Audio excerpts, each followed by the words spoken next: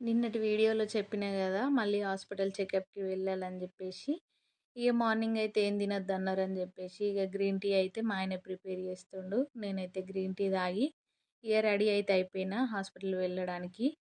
ఇక టెస్ట్లు అయితే అక్కడ చేసిర్రు.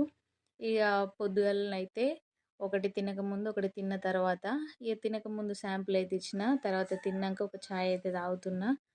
ఇక మొత్తానికైతే చాలా మంది ఉన్నారు హాస్పిటల్లో. ఇక రిపోర్ట్ కోసం అయితే వెయిట్ చేస్తున్నా. చాలా సేపు అయింది రిపోర్ట్స్ కోసం వెయిట్ చేయబట్టి. ఇక మొత్తానికైతే రిపోర్ట్స్ అయితే వచ్చినాయి ఇలా. ఇక చూసేయండి రిపోర్ట్లు. 2-3 డేస్ అవుతుంది రిపోర్ట్స్ కోసం. ఇక అచ్చి అయితే డ్రెస్ చేంజ్ చేసుకొని ఇక అన్నం అయితే తింటున్నా ఫాస్ట్గా. ఇక మా పాప అయితే ఈవినింగ్ వచ్చింది. ఇక స్కూల్లో ఏం నేర్పించారో చెప్తుంది. పొద్దుగాల లేవాలి, పళ్ళని బాగా తోమాలి, గ్లాసుడు పాలు తాగాలి, స్నానం చక్కగా చెయ్యాలి, తలను బాగా దువ్వాలి, శకశక బడికి రావాలి. Very good. మళ్ళా